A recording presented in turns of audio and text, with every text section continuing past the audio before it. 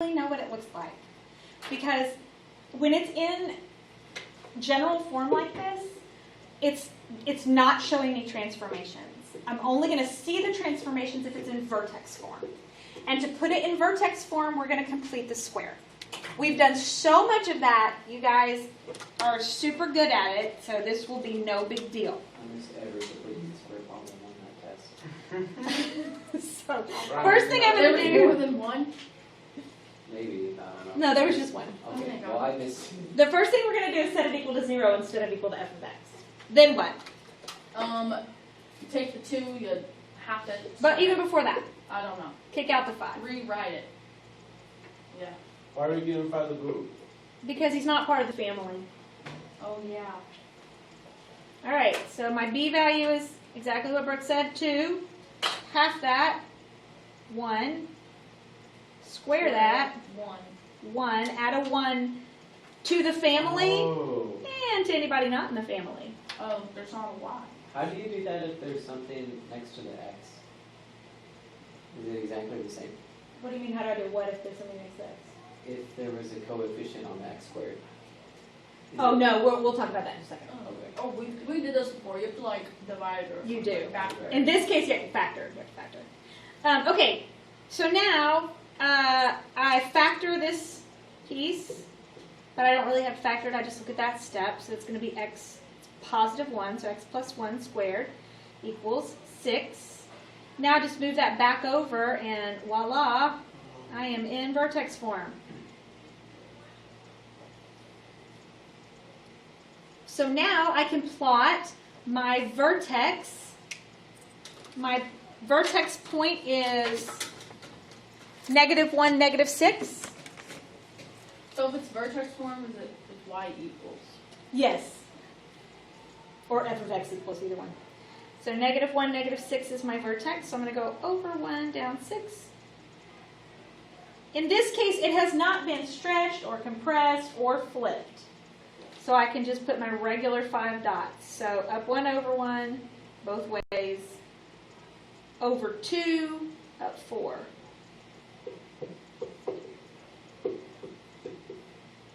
Over 2 from the original dot or over 2 from the... Over 2 from the original dot. I'm glad you asked that.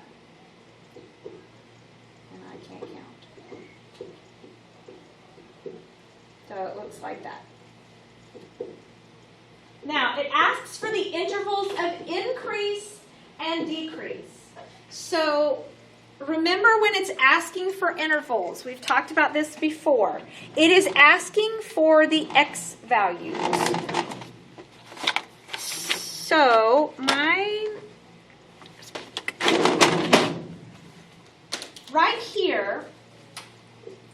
right here at the vertex, it changes behavior. But from here to here, what is happening on my graph? Going down. It is decreasing, right? Because we read from left to right.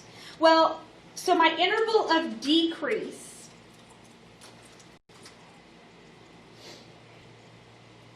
on the far left side, it's an arrowhead. So that's -infinity. And it goes to this dot right here. What is the x value at that dot? -1. That's what they want. They are always parentheses. Because at the dot, you can't tell if it's increasing or decreasing right there. As a matter of fact, it's standing still. So it can't be included in the decreasing part or in the increasing part. So that's why they're always parentheses. All right, so starting right there at that same place, Be -1 to infinity. it's -1 to infinity. That's my interval of increase.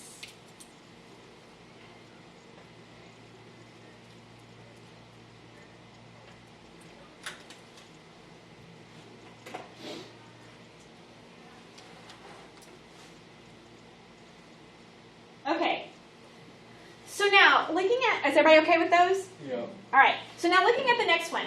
Find the vertex by completing the square. Identify the intercepts of the graph. Okay, so we're going to complete the square, but we have an issue here. I have that 2 in front. Now, when we were just solving, we would just divide by 2 because when we simplify our fractions and stuff, it's going to come out the same. But in this case, we're not solving. Well, we are, but we're not yet. And we need that 2 in front, because what does that 2 tell me is happening to my graph? It's vertically stretching. If I divide everything by 2 and that 2 goes away, I don't know anymore that it's a vertical stretch. So instead of just dividing it and getting rid of it, I'm going to factor it out. So we're going to start out, it's the same thing, so don't panic. It's just a different way of saying the same thing. First thing I'm going to do is exactly what I did up here. 2x squared plus x minus 6 equals 0. So I'm changing the f of x to a 0. I am still going to kick out the 6 from the family. So 2x squared plus x, big space, equals 6. Now, not yet. I am going to factor out a 2, or divide out a 2. But I can't get rid of it because I need to remember that I have a vertical stretch. So I'm going to put it in front. But still in my head, 2x squared divided by 2 is x squared, right? What is 1x divided by 2? 1 half x. Good. Did we talk about this? No, huh? We didn't do it this way. We would have divided the whole thing. All right, is everybody good? Way easier. Well, I'm sorry, I had white ass. Okay. Now, find your b value. It's just 1. My b value is not 1 anymore. Oh, It's 1 half. quarter. Good. So when I half it, it becomes a quarter. When I square that, 2 8. square it 1/16. And add, okay, now here's where this gets just a little bit different. I add 1/16 to both sides. However, it's not really 1/16. It's really 2/16. Because it is 2 in front. Yep. So when I put the 1/16 in here, but right, that 2's been factored out. So I'm going to take that 2 and multiply it by the 1/16 before I add it to the other side. So on the other side, you can add it as 1/8 or you can add it as 2/16. I am only going to write it as 2/16 so that nobody gets confused about where it came from. 2 times 1/16 is where this value comes from. So why wouldn't you do that with the, never mind. Continue what you're saying. See, if I FOIL it, I get 2/16, so that's why I have to add 2/16 here. All right, so now we still do everything we used to do. I find the halving steps, so right here.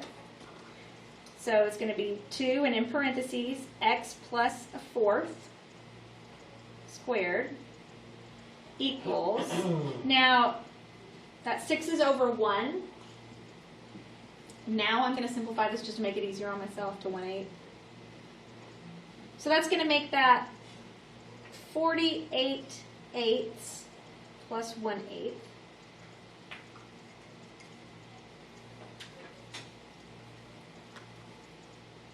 So I got 2x plus 1/4 squared equals 49/8.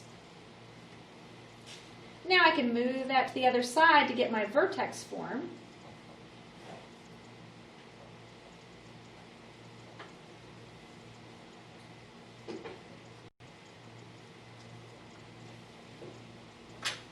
That's so ugly, but it doesn't matter. Now, it also says identify the intercepts of the graph. Well, identifying intercepts is the same thing as solving for x. So we had it almost solved when we were right here. At this step, it is almost solved right there. So let's just go ahead and solve it. So that means get x by itself, right? All right, so I need to get rid of, let's get rid of this 2. How do I get rid of this 2? You could distribute it, but it's actually easier if you just divide by 2. And if I divide this side by 2, I also have to divide this side by 2, which is the same thing as multiplying by half.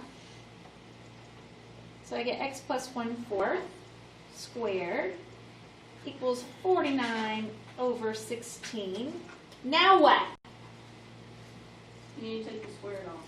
Excellent. How do you get rid of a square? Square root. Take the square root of both sides. That gives me x plus 1/4 equals, what's the square root of 49 over 16? 4s. 7/4. Good. Now don't forget, when you take a square root, there's actually two answers. So I'm actually going to separate it into two problems right here. Positive 7/4 and negative 7/4. And then subtract a fourth from both sides. So I get x equals 6/4 or 3/2. And x equals negative 8/4 or negative 2. Those are my two x-intercepts. You could graph them if you wanted to. That would be 1.5.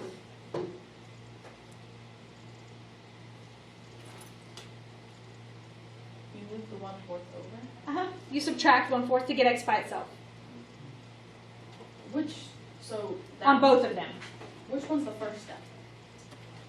Okay. Now, it says identify the intercepts. It didn't say x-intercepts, it said intercepts, so I'm assuming it means all of them. I have my two x-intercepts.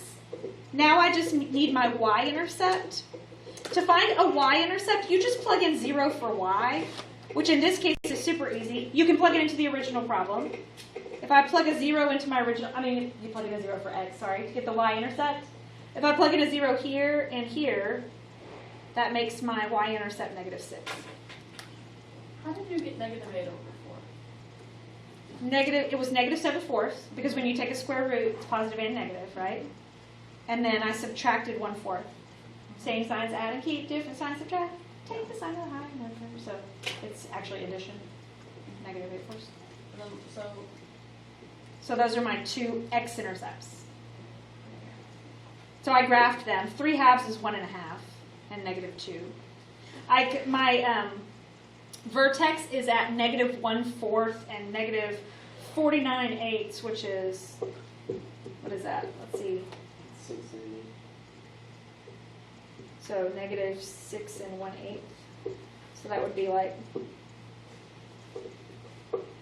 oh, I don't have enough lines. It'd be like right there. It works. And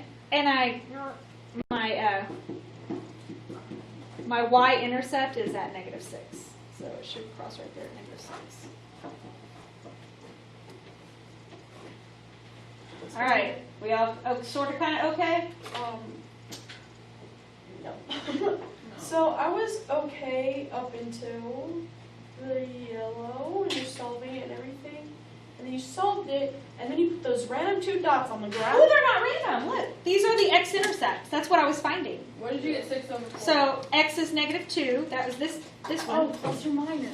And x equals 3/2. That's this one. Oh, okay. I didn't That's see, what we were finding. Sorry, I didn't see the second equal signs on either of those. I thought I don't know why I thought they were addition signs, but I was like, that doesn't make any sense. Okay. So you good now? Yeah, so. What'd you ask, Brooke? I didn't know that it was plus and minus, so I was so confused why you had 2 dots. Oh, because remember, anytime you take a square root, there's always 2 answers. And anytime you do a quadratic, well, probably 90% of the time when you do a quadratic, it's going to have 2 x-intercepts. Unless it's sitting right on the axis, it's going to have